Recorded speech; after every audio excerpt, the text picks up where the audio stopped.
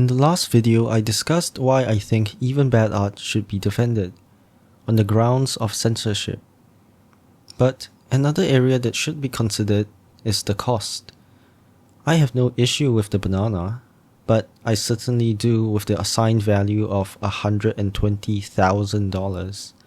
And I think that this is a problem that most people have with modern art.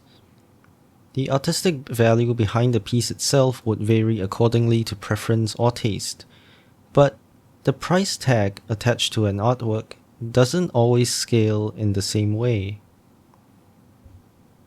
Take this painting, for instance. What do you think of it? What do you like or dislike about it? What do you think it means, or what is the painting meant to be of? The style, brushwork, colors. And now, how much would you price it? Got an answer? Well, what if I told you that it is on sale for $4,000 on Sotheby's website? How do you feel now? This is Edges by Gene Davis, an American color field painter. I'm not remotely educated in the arts, so I personally didn't know of this artist or exactly how famous or well established he is in the art world.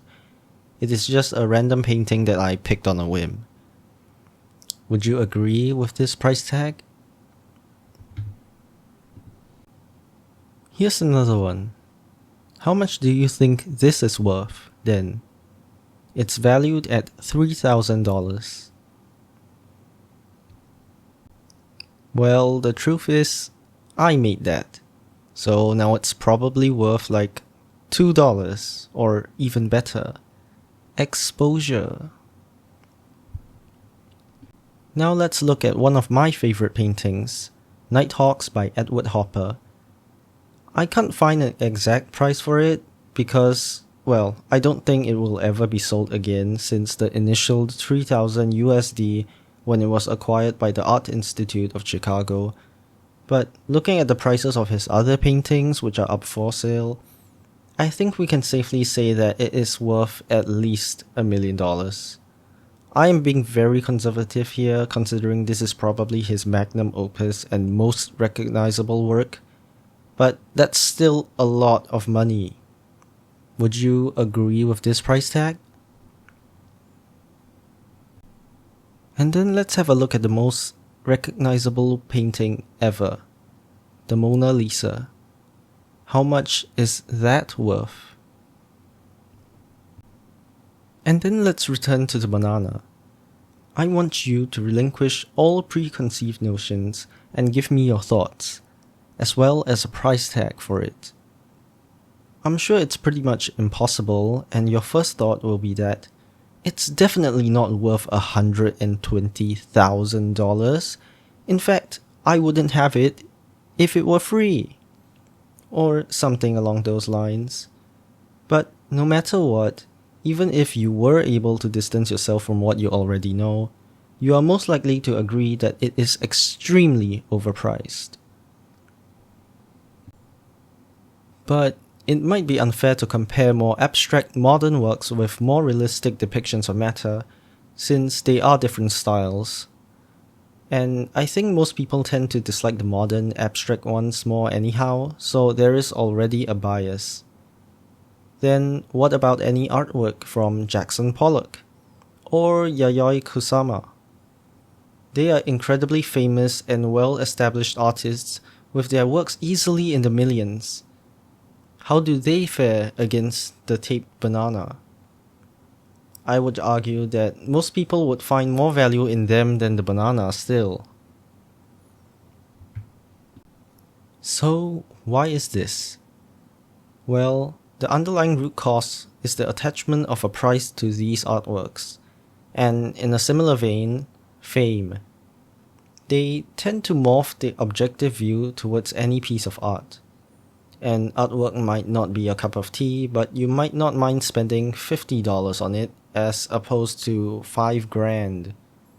Conversely, you might end up being influenced to like an artwork and view it more positively or more highly because it's really expensive. And fame is a similar factor as well, since one great artwork shouldn't mean that all the other ones are as well. Although at least it makes for a more logical association in my opinion, since you would consider the works of an artist to be similar to each other. It all sounds quite negative, doesn't it?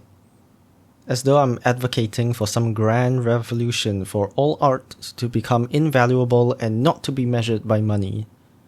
Which is an ideal, but utterly impractical and impossible. I understand that artists are human beings who still need to eat and pay their rent, and for those who dedicate so much of their lives into perfecting these art skills, their time and knowledge are invaluable and needs to be validated. All I wish to do is to remind people to see the value past the price tag. Go ahead and love and hate works as you wish, but don't have that decision be based on the price of the artwork.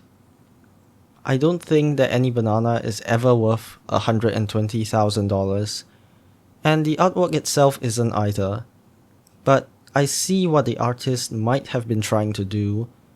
I don't think it's as deep or significant as some people might make it out to be, even with his explanation, and I still don't really like it. But these statements should exist independently of each other. I dislike it, and I think it's overpriced. But I don't dislike it because it's overpriced. The pricing of an artwork should be the afterthought to the value and quality of the artwork itself, instead of the other way around. With all that said, I cannot prescribe a solution, nor would I really want to. As I've said, pricing artworks should still be a thing. Work deserves to be rewarded. But the crux of the issue of finding an appropriate price is a tricky one to grapple with, even if something like that existed. Since who should get the say of it? Even if we do look at the historical value or artistic value of a work by itself, without considering the fame or background of the artist, they are still intangible concepts that are impossible to grade on a numerical scale. All I can advise is that the next time you look at an artwork, see it without its price tag, or the artist for that matter, truly as an artwork on its own.